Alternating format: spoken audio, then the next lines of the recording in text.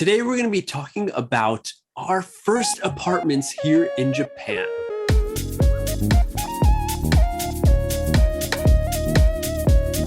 Hey everyone, welcome back to another, I think this place looks pretty nice, episode. We are the hosts. My name is MJ. My name is Adam. And thank you for coming back and joining the MJ and Adam show, where we invite you to become our friends in this full-on English conversation to improve your listening, pick up a few words or phrases, and the best part, everyone, get a better feeling of English, because one thing is to study English, but another thing is to feel it. Today's episode, we're going to be talking about our first apartments in Japan. So Adam, let's hear it. What was your first apartment? Was it easy to find? Was it the best? Was it the worst? Looking back on it? Looking back on it, it was the worst apartment. It was easy to find because it was provided by my company that I worked for at the time. So I was grateful for that. I didn't have to go through the process of paying, the shikikin and reikin and all the other keens. All that extra, you have to pay. I just moved in, basically. But it was the worst apartment because it was an apartment that kind of gets a lot of, I want to say, negative reviews from foreigners who come to Japan to live in Japan. But the reason why it's not the greatest apartment at the time, the place that I was in, was that, one, the walls must have been made of rice paper. Not just the doors. Not just the doors. Not just the shoji doors. Yeah. The walls. The walls. So, hey, you'll never go hungry. Yeah. If anything happens, It was quite small, not spacious, which I guess that's common for many of the apartments. But cheap apartment, yeah. Other than that, like, the price is fairly good. But just the way it was built wasn't really nice for me moving into an apartment for the first time. And it was the first time I lived outside of my home, my family home. So that was it. I moved in. I was very excited. It had a loft, which I kind of liked, but was small. Right. Yeah. Like just for storage, or did you have a bed up there? Well, I slept up there sometimes. Sometimes I had my suitcase up there, but it was between storage and sleeping space. Yeah. Because there was not many places to put things. So I think that's another thing. Like, there's not a lot of closet space in the apartments that when looking around for a first apartment. And getting used to things like the air conditioning and the toilet and the bathroom was also a big challenge. Just doing a lot of cleaning and things like that. Yeah. A big challenge too. The first experience of cleaning a air conditioner and the drains in the bathtub was not happy. I was not happy. You mentioned something like that before when maybe we had a topic about showers or something, or the tub system in Japan, and you brought that up. Yeah. So how is it different? Well, of course, I lived in a house, so that's a major difference. But I felt like my friends who lived in their apartments, although it was also small, things were kind of made in a way that it didn't feel cramped and inconvenient. Some of the things I'm thinking about as well are like just places and locations for electrical outlets, for example. Oh, yeah. Yeah, I always find them inconvenient in inconvenient locations, and you always need to get a long power strip or multiple plug adapters. Extension cable. Yeah. 1,000 different plugs into one outlet. And I always think that that's really dangerous. Whereas in Canada, normally they're where you think they should be, and there's extra ones around. So you're not required to put like the TV in that one spot in the corner. You can put the TV on the other side of the room. You can move it around. Yeah. But here I feel like there's limited outlets in the apartments, and I think so too. Room for adjustment. Oh, that's hilarious, because I've had the same idea. That is the same thought cross my mind when I was moving, or like finding other places to live, or just looking for a power outlet Yeah.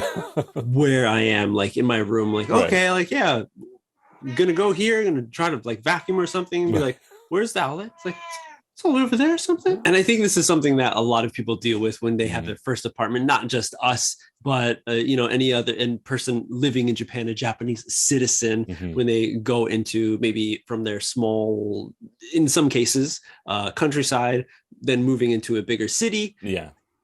This is going to happen, and you're going to find someplace cheap, and they have a lot of these cheap apartments. And that's the interesting thing I thought of thinking about like first apartment, where like there's so many like, I guess, entry level apartments that are so like cookie cutter Right. in Japan, Yeah. where it's the unit bath and the little like range stove top kind of kitchen area right at the door, and then just one room, a veranda, which I don't know what else we'd call it, like a balcony, I guess, because what's a veranda? I didn't even have that. I had what looked like a veranda, but you couldn't go outside because it was just a place to put the air conditioning fan unit on. Okay, okay. Oh man, tricking you. Yeah. But and then thin walls. This is another one that I've heard a lot about with Japanese apartments. For me, actually, for my first one, I was lucky, and I had a friend already in Japan who was like leaving a place, and I just swapped in. So it was nice already. Like it was a good price. Right. It was 2 rooms. Okay. With a little walk-in, I guess, a hallway from the door, from the entrance that had the kitchen, and then the shower or tub, it was separate from the toilet. Okay, yeah. So it was very comfortable, right. I feel, especially when I go like listening to your first apartment or go to my other friends' apartments when it was that single kind of whatever, like 5 tatami gojo rokujo apartment where I'm like, man, for me the grossest thing ever is of course the bathroom, the toilet. Luckily, that unit bath, my toilet, every time I'm in there I'm like, gross. Even when I'm like in a hotel or something, I'm like, man, it's gross. Bathe here. But luckily my toilet was outside of the shower room, but the sink was in the shower room. Yeah, okay, yeah. So, and there was a door. So there's a door, you go in, there's a toilet, and then to the right, there's a shower, and then inside the shower, there's a sink with a mirror. Okay.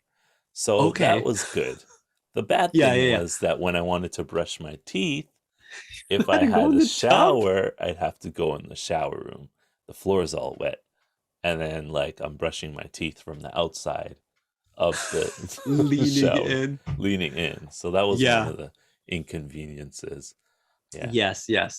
And then I think the biggest one is, like you were saying, the thin walls. And I think this is one that a lot of people talk about, mention how walls are very thin, how you can hear your neighbors next to you, to the right, to the left, below or above. Right. Yeah. And it really sucks having to worry about that, especially for those people who are living in those small apartments, entry-level apartments, if you will, because they're probably young and they probably want to, like, have some friends over, maybe sometimes. Yeah. Maybe watch movies a little loudly or listen to music kind of loudly. Right. So, but then in like my case, was a problem where I'm thinking that it's not even that loud, but the walls are so thin that it's probably loud. Like you can hear it. You can hear people talking 2 rooms over and 1 room down. Oh my gosh. And that's how thin the walls were. So it feels like uncomfortable to live there. Yeah. Because you can't even act normally. You can't even relax. You can't. Yeah. Everything you have to do is silent to be, courteous to the other people. And then there's some who don't even care. Yes. Right. Yeah. That's true. So I think for me personally, I lucked out with it. Yeah. My first apartment. So let's finish off on a high note. Adam, what were some good things, some positives about the apartment? I think the positives was definitely the loft. It was a new experience, so having that there was something that I really got to enjoy like later on in the year. Just it's because I could put my futon up there, leave it out, Yeah. leave it open, and not have to worry about putting it away because it's covering the floor or whatever. Yeah. And there was a little space for a little TV, so I had a TV up there too. Okay. And yeah, it was just comfortable. I think it was very cozy, even though I couldn't stand up or anything like that. It's like a It was nice your way. personal capsule hotel. Yeah, it's like a little capsule hotel, basically. Yeah. Where Yeah. it's like, I never had a bunk bed when I was growing up, but now Right. my dreams have finally become a reality. Come to fruition. This is what I waited for. I made it work. No matter how small it was, like I ended up making it work, basically. And I think that's the biggest takeaway. It's just that I had to get out of my Western home living style mind and just make it work because that's where I was living. You know, if that makes any sense. It does, totally. Yeah. At first I had all these complaints, but then eventually I was like, okay, I'm comfortable now, finally. There you go. Well, you rolled with the punches really well to Yeah. look on the bright side of a bad situation. Yeah. Hey, well, that's it for this episode, everyone. Thanks for joining us and sticking with us. Let us know in the comments down below, what was your first apartment like? Did you enjoy it? Was it similar to Adam's experience or mine? Let us know in the comments. Like the video and subscribe if you want more. Yeah, but that's it. We'll see you on the next step.